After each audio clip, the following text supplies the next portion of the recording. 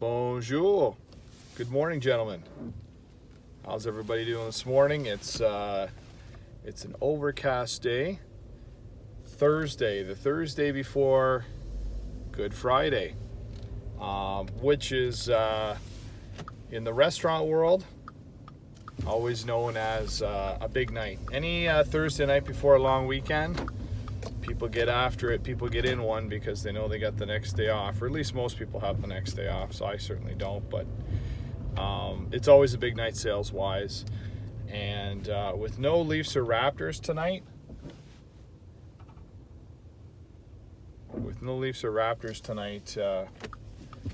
it looks like we've got still a big night ahead, and then we'll also have another big night tomorrow night. So let's recap what happened last night. A lot of stuff going on, and you know, this year's playoffs just goes to prove, like most years, that if you have great goaltending and if you got guys that want the puck more and want to win more, things are going to happen. Let's start off with the game of the night. The Toronto Maple Leafs and the Boston Bruins. Boston wins 6-4 with an empty netter. I thought for the first half of the game, or first 35 minutes of the game, it was Boston trying to bottle up the forecheck. It wasn't a pretty game. I didn't really. There was lots of goals. There was lots of goals, but there was goals because there was defensive lapses and mistakes, missed assignments and open guys, as opposed to the run and gun or amazing plays. They were just playoff type goals. I think a lot of the goals were playoff type goals. And I thought last night again, I think Charlie Coyle is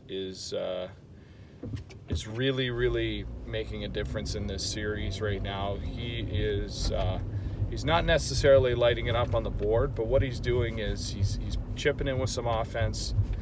He's playing a good two-way game. He's negating some offense from the Leafs.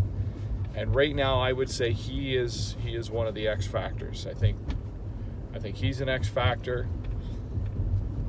I think Rask and Anderson are X factors as well. So real interesting, because Toronto was all over Boston in the third. Couldn't mount a comeback, but I think everyone would agree that this series is going to go 7 games. Might even go 7 in overtime on next Tuesday night. So on my end, I guess you get an extra day of revenue, but I kind of wasn't hoping a game 6 for the simple fact that game 6 is Sunday night, Easter Sunday, and I always hate having staff. Hate having staff having to work on a busy night like that. So I guess we got game 6, so we'll see what happens there. Maybe one of the more surprising results last night with the Dallas Stars beating up on Nashville 5-1. And that series is just such a weird series, because I look at the lineups, and Dallas doesn't have a lot of offense, and Nashville has this lineup that's just top to bottom on paper unbelievable. But we've got guys that aren't even showing up. I don't even know if they're playing in the show right now. Kyle Turris has gone 0 dark 30, and I don't even know where he is right now. I don't know if he's playing gigs at the bars in Nashville, or if he's actually playing for the Nashville Predators. I mean, you could make an argument that if you told me Mike Fisher was playing for the Nashville Predators, he's making a bigger impact than Kyle Turris right now. It's absolutely brutal. And Dallas just put a beating on him, and they're in this series 2-2. And there's something going on in Nashville. There's just some kind of chemistry. There's just something not working, and I can't put my finger on it. But they're not playing well. And if they don't bring out their best game here in the next couple of games, they're going to find themselves in the same spot as Tampa Bay and Pittsburgh. So Dallas is fighting there. That's a wild card team. We saw Columbus, and they're fighting. And then of course The Colorado Avalanche. I watched some of that game last night. Colorado played really good first period. Calgary actually came out and played an excellent second period. I thought they were great last night. I thought, after seeing them in the second period, I thought they had regained some of the momentum in the series because of how well they had played. And then I missed the third, but to me it looks like Colorado imposed their will again. And then they steal that one in overtime, and that's just that's one that breaks your back. I still don't count Calgary out, but man, when you're down 3-1 like that against a team that has a bunch of game breakers, it's not looking too good. So, Calgary, for a team that was probably considered Canada's favorite to go the farthest, could end up being the one on the brink here. Johnny Gaudreau has not had a good series. In fact, Johnny Gaudreau is a -3 with 1 assist. And after 4 games, a guy who's scored 100 points, that's not good enough. Even getting your power play chances, you have to be better. And the guys are just not going to, they're not beating guys to the puck. I mean, that's really what it comes down to. Every single time that Nate MacKinnon steps on the ice, something happens. Every single time he makes something happen, he is just an unbelievable hockey player of power and skill and finesse and just everything all wrapped into one, and they can't stop him. And they're up 3-1 now. He's enough that he can swing a series. He certainly can swing a game, and that's all that Colorado needs right now. I'm going to say right now at this point, because of the overtime, they're leaning, and it's 3-1 Colorado. And the people in Calgary are going to say, well, they lost 2 in overtime. It could be 3-1 Calgary. The way they're losing right now, those aren't 50-50 games. There's sometimes you win a game guilty, and sometimes you lose a game when you shouldn't. And I don't think Calgary has deserved to win any of the games that they've lost, even though they've been in them in overtime. Mike Smith makes 52 saves last night.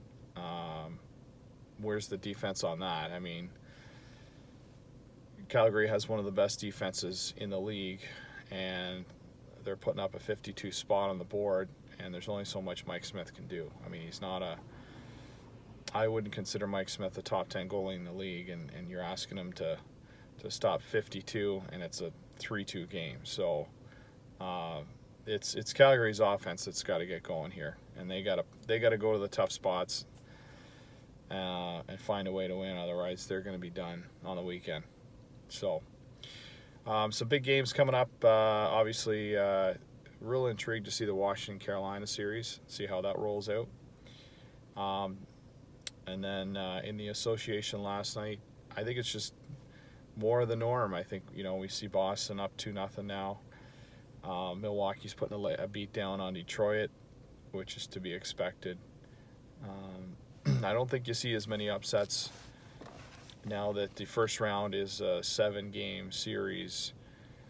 Back in the day when the NBA was 5 games, if you found a hot player, you could ride them for 2 or 3 games and steal a series. But because basketball is so heavy on the 5-man unit, really, there's 2 or 3 guys on each team that are going to play 80% of the game, and if they're game breakers, they're going to heavily influence the outcome of the game. So unlike hockey, if you have a 7-game series with some guys that are playing 75 to 80% of the court time, and they are the best players on the court, chances are, if you have the best players, that's the team that's going to win. So I think you're seeing that in the first round series. I think once you get down and whittle down to the top 4, top 6, top 8 teams in the NBA, where it's best on best, and there's a real no difference between players, the top end players. That's where you see some great series. But when you get into the first round, there's going to be a lot There's going to be a lot of 4 or 5, sometimes even maybe 6 in when it comes to a 1-8 versus a 2-7 and stuff like that. So those teams should breeze by. I'll be interested to see how the Raptors do tomorrow night, going on the road against Orlando. Orlando hasn't been in the playoffs, as I mentioned last episode, in 7 years. So those fans are going to be thirsty and pumped, and they're going to be excited. So, if Orlando comes down and they start dropping threes, which is really the only way that they can keep up with Toronto at this point right now, it's going to be tough for Toronto to come back from that. But I think Toronto, what they're going to do is they're going to try to come in hard as well. It's going to be a bit of a track meet tomorrow, and they're going to try to get a Kawhi established, and then they're going to use the low post with Gasol and Ibaka, and they're going to try to spread the ball out and then attack the rim. So I think they use the Golden State setup, but they use it in an opposite manner, meaning when they kick it out, they don't use the 3 as much.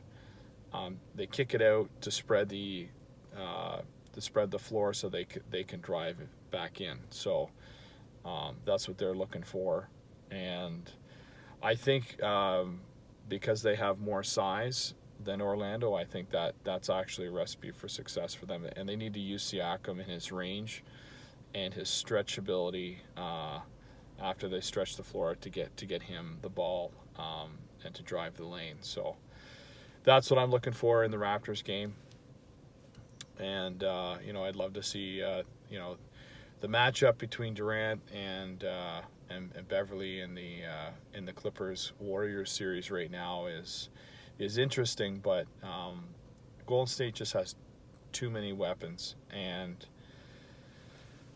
if Golden State loses, they're not going to lose to a team that's better than them. They're going to lose to themselves. And I really think after going through this whole year, even if they do win, this is the encore tour, so to speak, of the big band. I think this band is going to be broken up at the end of the year. I think Durant is going to be leaving. And if he leaves, it's probably going to be New York. I would imagine he's going to go to New York. But I also think that everyone's kind of waiting to see how the NBA draft plays out as well, because that could impact some free agent decisions based on who wins the lottery, who gets Zion, who gets Barrett, all that kind of stuff. So guys are making decisions based on where some young superstars are, so where some young superstars already are. And I think unlike hockey, you've got some superstars in the NBA who want their team.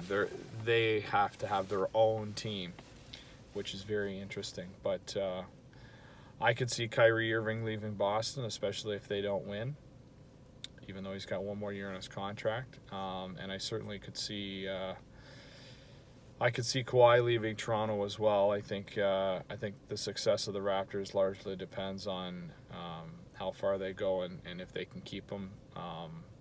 If they get real close, if they get to the final, I really do think that they're going to try to convince Kawhi to sign a 1-year contract. And that would go in line with Gasol and Lowry, some of the older veterans, and they try to go for 1 more year. So I think that's where they're going with that. So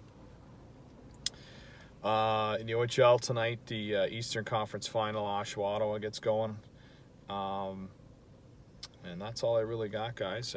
I hope everyone's grabbing their vegan chocolate and their gluten-free chocolate for the weekend and enjoying the Easter weekend. I'm going to be in Sarnia for the weekend, for part of the weekend anyways. I'm going to be working on Saturday, and we'll see what happens after that. But it's a curse and a blessing when the playoffs come around, because you're really, really busy in the restaurant, especially when you're a sports bar. It's every night, really. Yesterday was a 13-hour day for me, and usually Wednesdays is a cakewalk. But you know, tonight's a big night. Friday night's a big night. You know, Saturday is a bit of a quieter night, but Saturdays in themselves are always pretty busy. So every night's like a band on tour. I'm on tour right now, and every night's a big night, and you got to put on a big show, and you got to put on the right show, and you got to execute. So I'll be happy once maybe once some of the local teams are out, make it easier for myself. So keep grinding away, boys. I know you guys are grinding too. Weather's getting nicer, and we're getting closer to summer. So let's have a great Thursday. Let's put the work boots on, and let's get in the corners, put pucks deep, get in the front of the net, play a full 60 today, boys. We'll talk to you later.